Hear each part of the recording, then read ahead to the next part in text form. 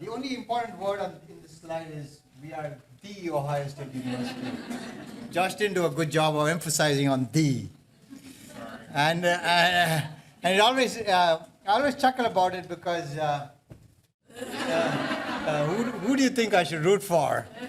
And my wife said, good answer. She also said I can talk myself out of anything. So heart disease is still a very big deal in this country.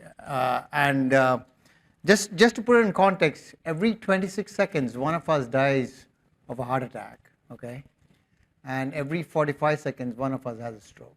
So I know we have a big building behind us called the James. And if you look at it, though, if you look at the number of deaths per 100,000 women in the US, and this was in JAMA, which is true even today, and it's from the National Center for Health Statistics, so many more die of heart disease and stroke rather than breast cancer, ovarian cancer, uterine cancer. So look at this, heart disease and stroke. The number who die of breast cancer, ovarian cancer, and uterine cancer. So I think it's so important that we realize that heart disease is still the number one killer in this country and worldwide. So one of the important things I want to talk about heart attacks, especially in women, is to remember that women get atypical chest pain, and that's why we miss it. I know, and in fact, they come to the ER. And they complain of little chest discomfort, and or they may not even get that. They feel it's dyspepsia. They sit on it. By the time they get cared, it's too late. And hopefully, if there's one message you all get today is, it's okay to be safe and wrong and be normal if you have chest pain, rather than wait till the bitter end and then it's too late for us to do anything. So, what is a heart attack? Just for those of you who want to know. So the heart, just like there's blood supply supplying my hand here, there's blood supply to the heart. This is the front of the heart, and this is the right side. This is the right artery and the left artery. So if you magnify this, okay, in an 18-year-old, it's nice and smooth, okay. In people who have family history of heart disease, the genes, or if they smoke, or if they overeat or supersize, cholesterol gets deposited. Can you see that? Okay. And what happens is when that happens, a clot forms in the middle here, and I show you it's in maybe 2 slides from here. A clot forms in the middle, shuts the vessel off, and the muscle dies, and that's what we call as a heart attack. Okay. Similarly, stroke is no different. Just like there's blood supply to the brain, cholesterol gets deposited here. And can you see? So if a clot forms here, it shuts the blood supply to the brain, and brain cells die. So that's a stroke. So a heart attack is where heart cells die, and stroke is where brain cells die. Okay, because of and there are many causes for everything, but the most common causes are what I just showed you. It's blockage. So as I said, so if you look at this. This is the if they magnify this is the cholesterol. Then there's a clot here. Can you see the blood clot blocking the vessel off? This blood clot. That's why we give aspirin after a heart attack. So what they do nowadays, and Dr. Mazzaferri and Dr. Magorian and team have done really one of the greatest jobs in Central Ohio at Ohio State. You get a heart attack, you don't go to the ED. You go straight from the ambulance to the cath lab, and they go in there. They go either, and Dr. Capers was pioneered where they put now go through the arm. Here, this is an old figure where they go through the leg, but now they can go through the artery in the arm, go right up to the heart, and deploy a stent. Can you see the stent here, which is like I say it's like the spring in ball pens. You know, they go with the balloon in, and then they deflate the balloon and they leave a stent behind there. So that's what they do in the heart cath lab, and they save lives. In fact, it's called the golden hour. Within an hour of getting symptoms, the sooner they get in, less muscle dies. So time is muscle. So if there's anyone at home you think is getting a heart attack, the first thing you can do is give a big aspirin to chew, because it has shown that this clot burden will decrease with the aspirin, and call 911 at the same time. Okay, so remember, always keep an aspirin by the bedside.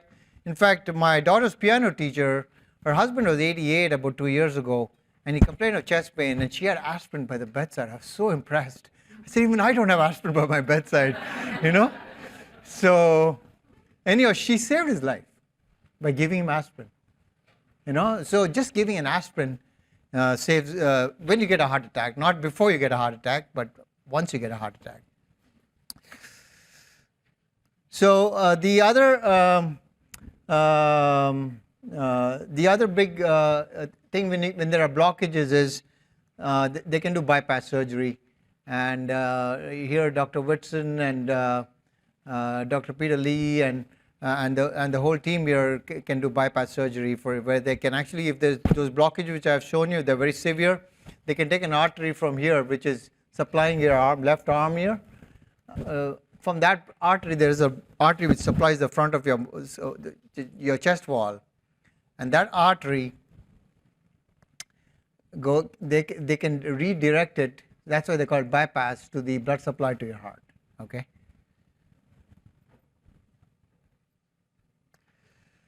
So our electrophysiology team actually does this, and people have heart failure. They can actually put a defibrillator to prevent sudden death. And so you can see this little, we call it ICD, or and usually an ICD is both a pacemaker and ICD. Okay, and they can put it just beneath your collarbone here, underneath the skin. And they put it in people who have weak hearts, and sometimes they can even put an extra lead, which Dr. Abraham actually is like, that was the very first paper which came out, his paper which came out in New England Journal of Medicine, which changed electrophysiology, and we can put an extra lead and let the heart go in sync. In fact, I remember he was in Cincinnati then, and after I finished my fellowship, I was looking for a job, and when he told me he's doing this study, at that time I thought, whoa, this is all mumbo jumbo, and that's why it's really important to have an open mind. After Dr. Abraham reported the study, we found that it saves lives. And in fact, I had a realtor, when I put these ICD in our, when we send this patient for an ICD, I still remember her coming back to me and saying, Dr. Baliga, I know this costed $50,000. I'm one real expensive piece of real estate. So I'll tell you why it saves lives. So look at this patient, okay? Had the ICD, and this was way back. This is we do Dr. Dowd and this Dr. Hummel and Dr. Colflesh and Dr. Augustini, Dr. Humsey, Dr. Tyler. They put, and Dr. Weiss, they put lots and lots of ICDs. But see what the impact is. This heart is in regular rhythm. You don't need cardiology to do that. And then it goes into this chaotic rhythm. Can you see that? So this patient was on a trip to Hawaii. Okay, got on the plane in Chicago, and look at this. It became even more chaotic. And then the ICD gave her a shock, and she's back in regular rhythm. Okay, and saved her life. She just got off the plane in Maui and had a great vacation. Previously she would have fallen in the plane and died. So it's really been I finished medical school way back in '83. Since then, the growth of cardiology has been so phenomenal and exciting. Not only that we cure disease, but we can prevent disease. And so today I'm going to talk to you about preventing disease, and I'm going to speak on Life's Simple 7, okay? And this is the American Heart Association message, and I'm going to touch a little bit on blood pressure, cholesterol. I won't talk a whole lot on blood sugar because that's what diabetic experts do. And I'm going to talk to you about being active, eating better, and losing weight. And I'm not going to speak anything about smoking because we don't smoke on campus. Okay. So I want you all to stop for a minute and look at the next 10 slides just to get the burden of impact of what we do by eating. Okay. Forget smoking. What we do by eating. Okay. Keep looking at these slides as I go through them. Okay. So the body mass index greater than 30 or 30 pounds above your ideal body weight or overweight for someone who's 5'4" is obese. Okay. And look at this map. This was way back in 2006, and from 1990 we have become like the supersized nation. And if you now keep following this map very quickly, okay? You can look at every state. So let's just compare with the state up north, how we are doing compared to them, okay? So here we are ahead of them in weight, okay, as a population. And look at this, and we are still ahead of them. We are still ahead of them. They're caught up with us. And look at how the country lights up, and they are ahead of us now. So 15 to 20% in 1991 were above weight. And look at this, we're soon, our neighbors are all overweight, 94, and then we finally catch up with them 3 years later, and then slowly the rest of the country is lighting up. And 20% in 1997, Michigan still ahead of us. 1999, and we caught up with them in 2000. And so you can see, how 25%, 1 in 4 of us in look at this, 30% in some states. So that's kind of a context that we've all supersized, and we become more and more and so that's a big challenge, even more than tobacco, one could argue. And it's a big deal, I know, and it's not easy to lose weight. My father's family are all 200, 300 pounders. I got my mother's genes, so I got lucky as a cardiologist. But it's so easy for me to pontificate. It's hard to lose weight, but we still have to make an effort. And if you look at all the things which saves lives, we talk about all the medications, aspirin, cholesterol pills, blood pressure, lifestyle. But when you add everything, it's about 53%. If you add both the medications and the lifestyle, we can save lives. And this is recently came out in JACC. So I'm going to talk to you about two things today, portion control and exercise. Okay, I encourage everyone to exercise at least 40 minutes a day, brisk walk. And I don't count walking around the hospital as exercise. Okay, and the reason, I'll tell you why. If you go to the gym and exercise for 40 minutes, you feel good.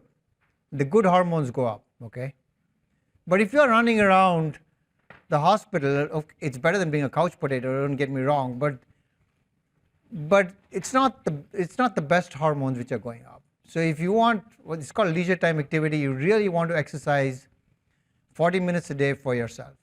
Okay, and I know your jobs are busy, and I would argue if you're a mother with young kids, if you take good care of yourself, then you take better care of your kids.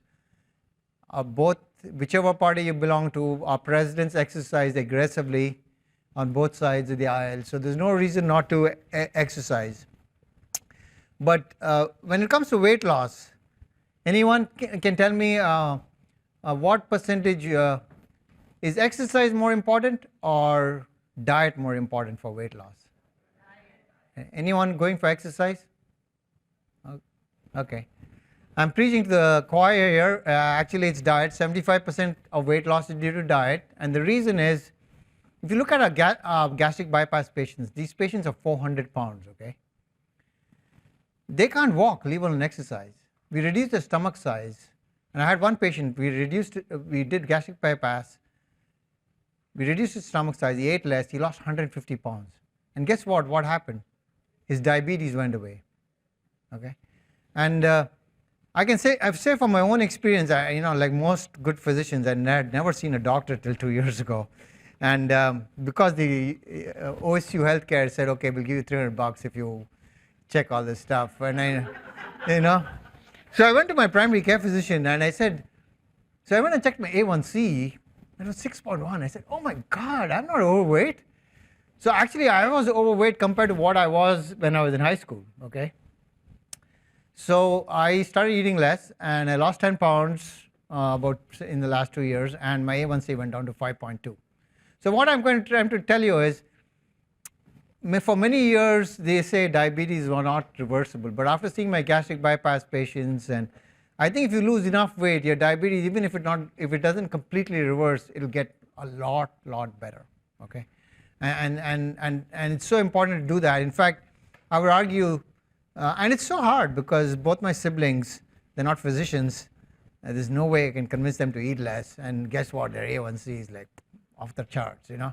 And kind of it's interesting, never a prophet in your own home. So I never give them advice. I'll send them to their own doctor. So portion control is really important, and the big deal about portion control is our parents unfortunately taught us to be clean platers. They said people in Africa are starving or whatever, and and the only problem is they fasted. I'm not saying we should fast. They did Lent or Yom Kippur or Ramadan or Ekadashi, or they fasted, but for us, we have done just the opposite. When I grew up, the cookies were like ginger snaps, about this size, and now they're like Frisbees, and we eat 2 of those stuff. And they're delicious, so, and then our parents said, don't waste food. And in fact, I tell my patients, I'd much rather you trash the food than trash your body by eating it, So something to keep in mind, you really have to think about. So there was a recent paper which just came out from Spain, where they studied 5,000 bank employees, okay? And I've always told my patients, eat like a horse for breakfast, a puppy for lunch, and a bird for dinner. And this study, which just is hot off the press, which just came out in October 2017, okay? They found that people who skip breakfast, the arteries to the carotid arteries, the arteries going to the legs and the big aorta are all stiffer, okay? So the thing about changing habit, losing weight is so hard. The key is to change one keystone habit, okay? And if you have to take one message home today, is resolve to have breakfast, okay? And because once you have breakfast, well, if you change one keystone habit, then all the other habits will fall into place, okay? So resolve to have breakfast, and it means getting up 30 minutes earlier, so it's kind of tricky. And so the way I do it is, so when I went on that weight loss thing, what I did do is,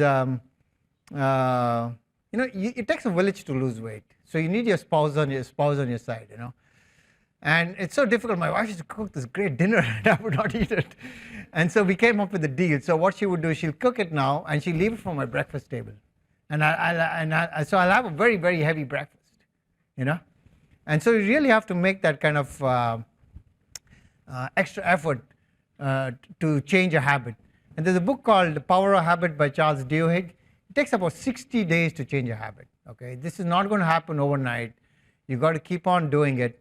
And so it's so critical that you really have to make it, you have to be maniacal about it, And so remember, each time you skip breakfast, you're stiffening your arteries, okay? And you don't want stiff arteries. And and the thing is, try to do this with a group of friends, because as I said, it takes a village to lose weight, okay? So trying to do it on your own is going to be really, really hard, okay? See, I'm a cardiologist. Every 20 minutes I'm telling someone to lose weight, so it's slightly easier for me, But if not, and even for me it was pretty difficult, so I can imagine for people who don't. So so this is the other key takeaway message. The Pure study came out in the Lancet, okay, just in August of 2017, okay? And they found that people who eat carbs, there's more death. Okay, the more carbs you eat, the more death you have. And so one of the things which I did do in And I think my A1C went up, to be honest, is because, they opened this physician lounge. I don't know if you've ever been there. And there was these apples. They keep apples there. And I started eating 1 or 2 apples every day. And that's sugar. You can call it an apple. And I think my A1C went up, so I cut down on the sugar. So even fruits is bad. So I don't eat any carbs after 5. That's why I lost the weight. And the reason is, at night you're going to sleep. You don't need carbs, okay? It's a fuel. It's a fuel food. So when you have your heavy breakfast, have your carbs, have your muffins, have your lunch, because you're going to burn it off all day. But at night you're going to sleep. So when I tell my patients don't eat carbs at night, they say, "Doc, what do you eat?" So I tell them I eat chicken. I know it's easy to have. You can have chicken, you can have stir fry, you can have turkey, and we shouldn't say red meat as cardiologists, but I even let them eat red meat, as far as they don't eat the mashed potato with it, because it's the potatoes that kill you, the carbs, okay? And so really I want you all to so that's the second message. One is have breakfast. Second, don't eat carbs at night. Okay? So, our parents fasted for Lent or Yom Kippur, and we don't even want to do a little change, Just think about it. So it takes that kind of adjustment to lose weight. So, they studied 135 individuals in 18 countries, in 5 continents, and they found carbs increase mortality. And so it's so interesting, because I started this about 2 years ago, and this paper these 2 papers came out. I've been saying for years, eat like a horse for breakfast, a puppy for lunch, and a bird for dinner. And these 2 papers kind of validated that, what kind of, it's, in some ways it's the wisdom of our ancestors. It's not my wisdom. I've been sort of championing it, So the other thing they found that in this big study is in Japan, people who were very conscientious were more likely to have lower mortality. So you really want to be maniacal and disciplined about it, okay? And so it really requires you to. It's hard, because on a Tuesday evening I was at a dinner, and everyone tried to get me to eat carbs, and I even and I realize sometimes some of these vegetarian dinners don't have any protein in it. It's full of carbs. So now I've figured out, sometimes when I invite for dinner, I eat my protein at home and then go, so I don't feel that hungry, because I don't want to eat. Because the thing is, once you start, it's like once you start sort of giving in, then you'll give in for every occasion you go out, and it's kind of hard when the desserts are sitting there to ignore it. But then if your A1C is 6.1, because 6.5 is diabetes, you shouldn't be going there, okay? And it's eminently reversible, preventable, just by being disciplined about your diet. So this is if people want more, you can Google me, and Eat Like a Horse in the Morning is there on the Health Line, more details. And so one of the way to lose weight is, it's all about portion control at the end of the day. And I tell people, if portion control was that easy, we'd all lose weight. And look at Michael Jordan. He knew to throw the ball in the hoop. He had a team of coaches. If we could all, we can just, so I make deals with my patients. Try to lose weight. In 6 months, if we can't, let's get a personal trainer or a dietitian to help you. You know what I mean? Because, even champions have coaches. Why shouldn't we have coaches? So don't give up. And the other thing is, my cousin's husband, I remember, he was 48 years old, same age as me when he was 48. He was a hedge fund manager in New York City, making 8-figure salaries, $20 million bonuses. And he complained of little chest pain, and he passed. And the reason I'm sharing that with you is no point having wealth if you don't have health. So if you have to make an investment, make it in your lifestyle and in your health, preventative health. So this plate is really interesting. So the other thing is, if you have big plates at home, just give it away to Salvation Army, okay? And look at it, the same portion, it's called the Delboff illusion. The same portion looks, so much bigger on a salad plate. Okay, you know, so something to do, something, and I have a couple of patients of mine. One is a surgeon, and so it's so interesting. He's one of the eminent surgeons in the city. He started using this app, and this app thing only lasts for 2 months, and then people just fall off the plate. So the thing is, try not to get bogged into the detail. Just try to keep it broad. I'm not going to eat carbs, rather than try to count every calorie on every plate, or every time you have, So really try to be more disciplined about it. The other very important way to lose weight is called the 20-minute pause between courses. So you know what we do? We go home, we sit down and say, okay, we'll have dinner in one sitting. And when you do that, even when you're not hungry, you'll eat whatever you've cooked.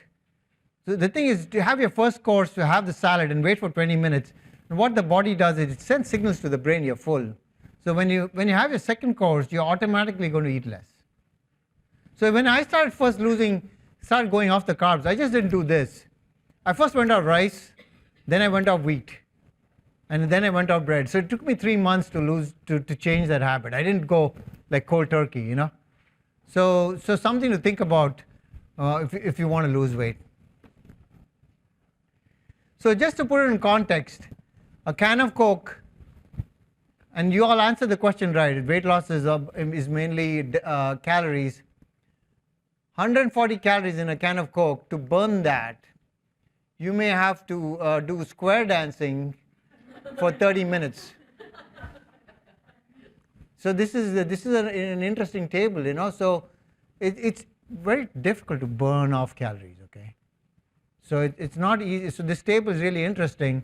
So just to have this can of Coke. So something to keep in mind, or even if you have to play doubles tennis, you'll barely burn this can of Coke.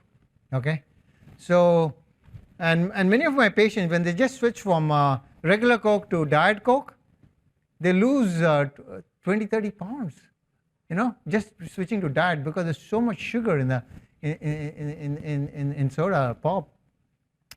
So this is another photograph, another, to put in context from another source.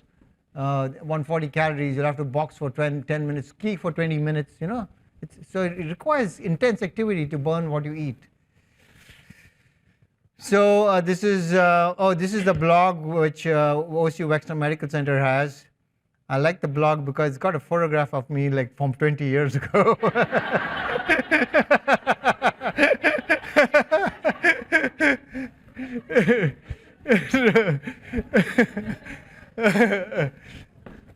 I've tried hard not to go for the photo sessions, because then they'll put the most recent one, So the other message here about exercise is, it's really interesting, and I'll show you some slides. The people who live the longest are the ones who do about 30 to 40 minutes of brisk walking every day. Okay, so it's a bell curve. Okay, and the people who run marathons live half as long. Okay, so marathons is bad; it's too much. Okay, and people who do only 20 minutes live half as long, compared to a couch potato. Okay. And the reason for that is the way I put it in context to my patients is 40 minutes is like taking the car out for a spin, marathons is like drag racing that car, and 20 minutes is like idling the engine in the garage. Okay, so I have patients that say, what about 20 minutes? I say that's like idling in the garage twice a day. Okay, so I want 40, and I don't want you to do 40 minutes the first day if you're not a very active person. Okay, start by doing like 5 minutes of brisk walk today, and add a minute every day, so you're up to 40 minutes. And believe it or not, in the last year, I've used the stairs maybe twice in the medical center, maybe twice. Once I had a consult at the James, which was on the 20th floor, and I must tell you, by the time I got to Saturday, doing consults, I was sweating like a pig. I had to wash up before I went to the patient room, and I was saying, "Oh my God, if I get a cardiac arrest here, no one will find me." So be safe when you do it. But I'm saying that it really requires you to continuously remind yourself not to use not to use the elevator unless you're limited for other reasons. And the times I've had to use it is because if you go to where my office is, the basement floor, and there is no staircase to go up. You have to take the elevator to come. So I guess one way of keeping active is try to go to the restroom about 2 floors above you. And previously I used to have a printer in the office, but now I never print in my office. I actually go to the printing room. Just even walking back and forth, the activity is good. And quite frankly, I think if you go to the old age homes, you see like most of them are women. You see less men. And I think we men are so dependent on our spouses. When we lose a spouse, we crumble and die within a year, or 1 or 2 years. The women, when they lose their spouse, they say one less job and live another 30 years.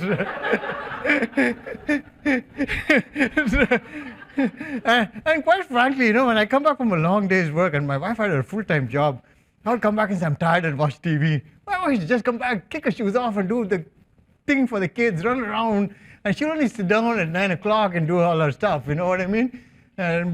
So there's no question. What I'm trying to tell you is being active keeps you going, keeps the blood supply. And the other reason to be active is, and the way to motivate yourself the days you don't want to do exercise is to tell yourself that the more you exercise, more blood supply goes to every cell in your body. And the people who exercise have less dementia. So what it does is when you exercise, you get more and more blood supply going to your brain. So keep telling yourself, I need to. In fact, they found that when the medical students, before an exam, they took one half and told them to do a quick kind of exercise before going for a test, and the other half, a control group, didn't do any exercise. And the people who did the quick kind of 5-10 minute warm up before the test did so much better in the testing because it improves the blood supply to all the cells in your body. You all sort of you all shook up. And it's interesting. I don't have any data for it, but I found that sometimes having half a cup of coffee before exercise actually picks you up, and you do better in your exercise.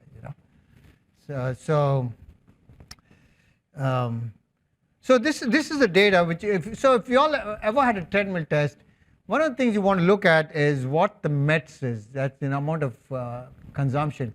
So can you see that if you exercise regularly? So at 7.5 METs, if your longevity is, your mortality is much higher. That's if you're just walking at 2.5 miles per hour, which is less than 4 METs, while shoveling snow is about 7 METs. So you can see the people who do like 11 to 12 METs live the longest. So the survival is improving here. Mortality is reducing. It's like a bell-shaped curve. Then it starts going up again if you overdo it, like marathons. So be active and try to. So the exercise paradox, I already told you about marathon. So if you do more than 20 miles a week, see the mortality goes up. This is like I talked to you about the bell-shaped curve, and this is kind of a U, just the reverse. It's the same data, but it's the reverse. So if you do no exercise, your mortality is high.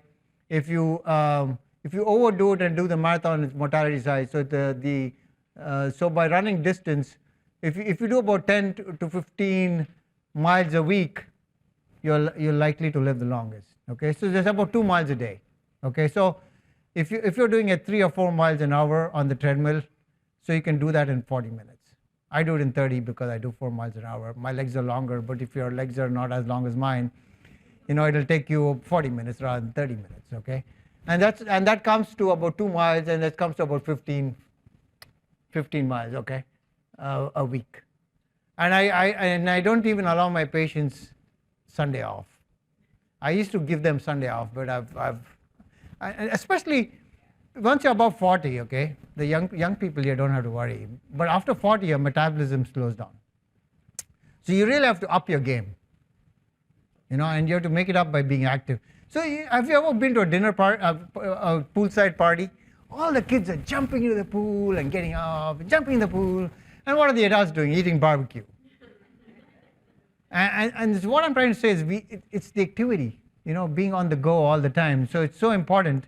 As you get older, you're going to slow down, and you really have to. I'm not saying you should jump in the pool with them, but you've got to be active, And actually, swimming is the best exercise because it's both upper and lower body. The problem with swimming is every time I go to the pool, when I'm a member of a pool, then I sit in the sauna for another 4 hours. There's not enough time in the day. So the other important thing is when they found that people did too much exercise, the coronary artery calcified, and also they found that veteran athletes who did marathons and ultra marathons eventually got 5-fold increased prevalence of atrial fibrillation. Okay, so more atrial fibrillation, which I don't know if people know what atrial fibrillation is. The upper chamber of the heart goes into this fast rhythm, and the bigger danger is not the speed of the rhythm, but it's very chaotic, and clots form in the heart, and you can get strokes. But it just tells you over exercise is bad, no exercise is bad. The sweet spot is 40 minutes. So pedometers, previously I used to allow my patients to stop at 7,000, but now I say 15,000 steps for my patients. So previously I used to be happy being a C+ doctor, but now I want an A+. Okay. So in fact I saw, and the reason is you all are babies compared to, in the last month I've seen 4 94-year-olds in my clinic. 10 years ago, I would see 1 in 2 years. And guess what? All those 4 94-year-olds sharp as ever. In fact, one of them, I said, wow, pretty cool, you're 94. She said, Dr. Baliga. There's this lady in my facility who's 104, and she's still teaching English literature. And they're sharp as ever. And so I said, in that case, I got to treat you like my 40-year-old. I can't cut you slack. I want 40 minutes every day. Okay? And believe it or not, she does it. And at 94, she wants to live another 100 years. There are people like her there, and she wants to be sharp, So it's kind of interesting. I'm getting experience in 80s and 90-year-olds, which I never had 10 years ago. People are living longer and longer. So I know when you're kind of close to 55, you'll say, oh, I'm thinking of retirement. But remember, you've got another 50 years to go, So you may retire from OSU, but you're not, So I want to quickly tell you that a lot of my patients used to take aspirin to prevent heart attacks. And the key is to, so if you've never had a heart attack, okay, you shouldn't take aspirin. It causes more strokes and it causes more stomach bleeds, okay. And this was a paper which I kind of discussed. In fact, if you go to the, which they asked my opinion about, it came in the dispatch. And in fact, if you go to the FDA website, it clearly says that the FDA has reviewed the use of aspirin to prevent first heart attacks or strokes, and the use of aspirin is associated with the increased risk of bleeding in the stomach and brain. Okay, so you'll get strokes. So don't. If you have to take one medication to prevent death, is cholesterol pill statins. So if you look at bad cholesterol, which is LDL cholesterol, it's actually low density cholesterol, but I call L is for lousy, bad cholesterol. Just like I got gray hair, compared to my photo of 10 years ago.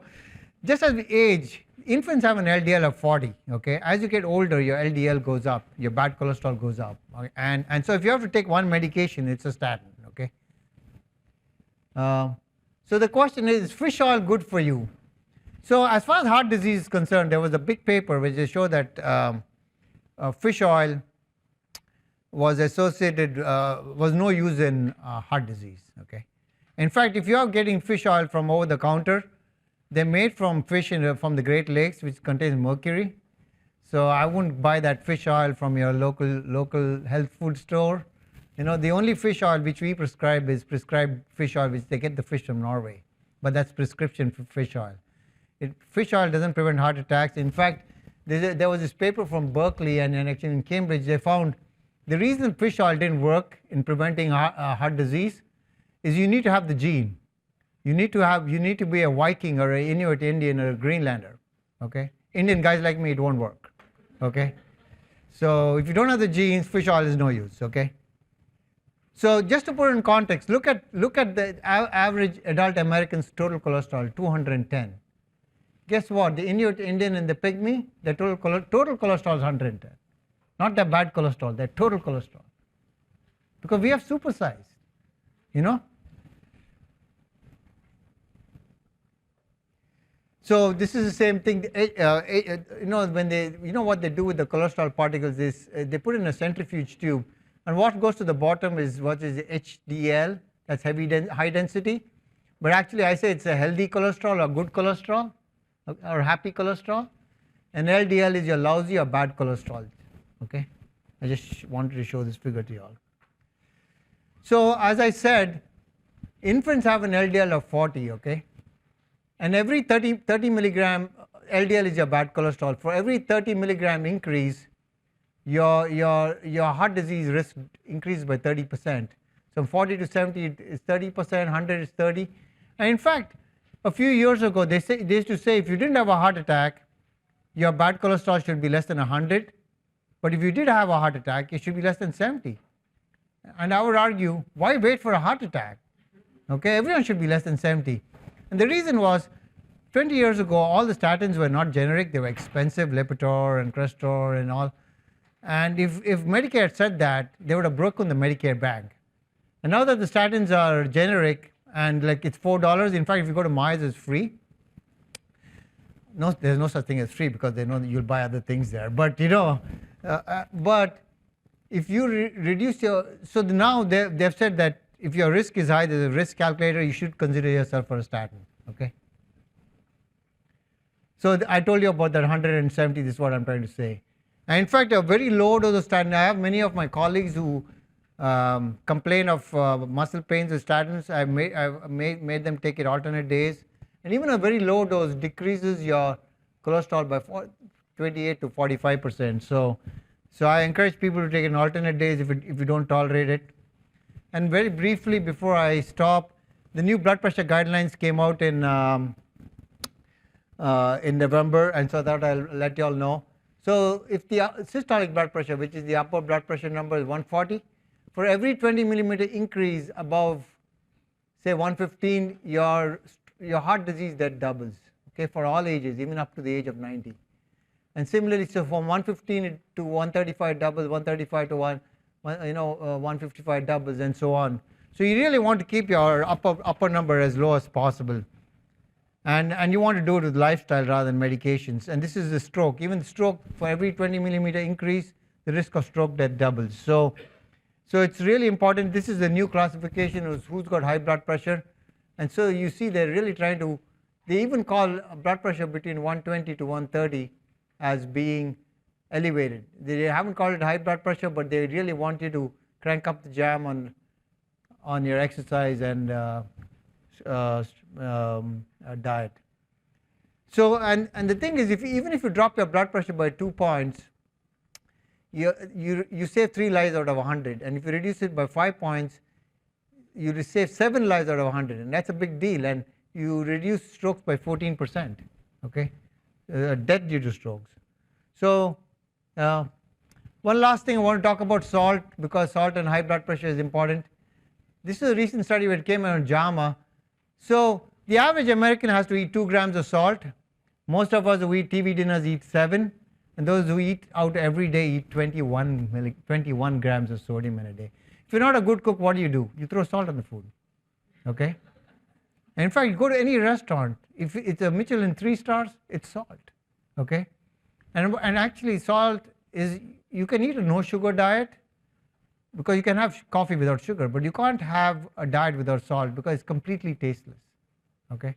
And this recent paper found that if you have more than 3 grams of salt in a day, your heart is bigger, your arteries are stiffer. Okay?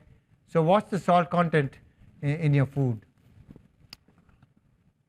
And this is 4 questions you can ask yourself, and this is an editorial I wrote. Do you use prepared foods, frozen dinners, packaged or canned foods? And that's why I tell people, if you have canned foods at home, give it away to Salvation Army. Okay, because it's, you know why, you're marinating your heart with salt and making it bigger.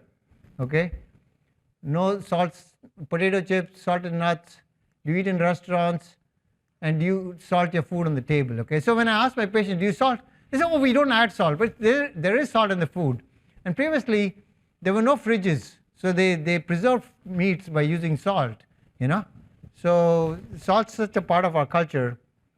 So I'm going to stop here for questions and, you know, focus on Life Simple 7. Any questions? Yes, sir.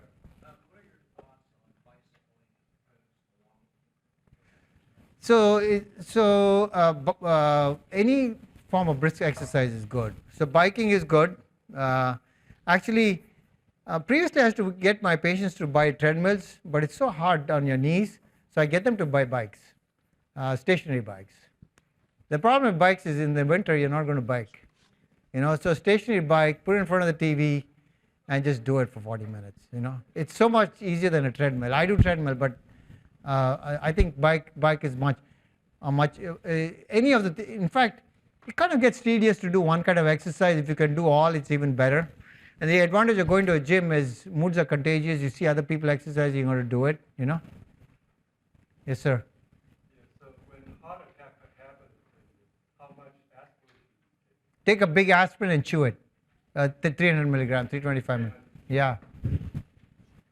Hey, folks, can we wait for the microphone because we have a few that are tuning in and they can't hear you. Is it sea salt and regular salt any different? No, salt is salt. Sodium is sodium. And so one of the things I've done is I use, if your kidneys are fine and there's no problems with it, there's a Morton salt substitute, which is a potassium salt. It's not as salty, but there's some data that potassium may be good for you. And the thing is, when I drink a lot of caffeine, I get leg cramps, and I found that the potassium prevents the cramps because you're probably peeing out potassium. How do you feel about eggs, and do you eat the yolk or not eat the yolk? Yeah, so that's a great question, okay? Because all this time we were saying it's all about cholesterol, and now we're saying it's carbs, okay? So there is the party line and my own opinion, okay? I think some amount of cholesterol is fine, but but they updated the nutrition guidelines. They're still saying stay away from saturated fats, so this is what I'm recommending my patients. But egg white is good.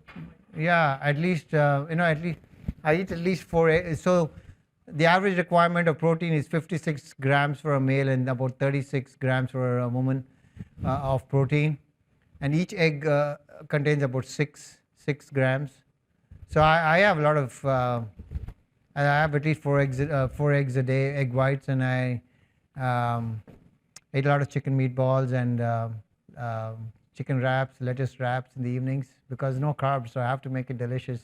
You can even stir fry it, I don't mind, with olive oil at night, but no carbs. What if you're allergic to aspirin? Oh, if you're allergic to aspirin, you shouldn't take it. Absolutely not. So it's a great point. So we actually desensitize people here. So if you're allergic to aspirin, you want to call your allergy doctor and desensitize it. We can desensitize you. Because you're living in the US of A, that's the advantage of that. You won't be able to get it in my home country, you know.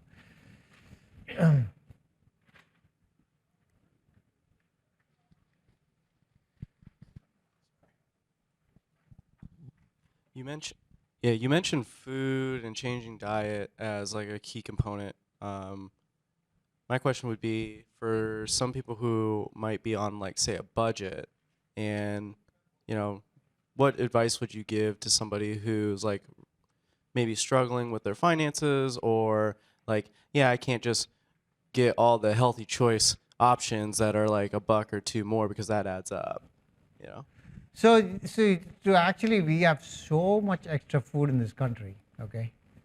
Quite honest, so this is what I grappled with. It's a great question. I had a patient who was pretty, on food stamps. I still encourage you to go to Whole Foods, and I'll tell you why. Get healthier food, and because it's so expensive, you eat less. I really want you to eat less. See, it's about vitamins, okay? one of my patients takes vitamins, okay? If you're in Somalia and you're malnourished, you need vitamins. In this country, most vitamins are water soluble. Guess what happens if you swallow a vitamin tablet every day? You just make expensive urine. You pee it out. You don't need it, maybe once a week if you feel good about it. So we are, and all the foods are fortified here. The bread is fortified, the salt has iodine, the bread has got folate, you know. So in fact, I would encourage you to go for the healthy foods because you're going to eat less. That's why no canned food, it's all salt. It's cheap, inexpensive. That's why people buy canned foods. Was there any other questions? All right. Thank you so much Thank you. for coming. If everyone Thank give you. him a round of applause. Thank you.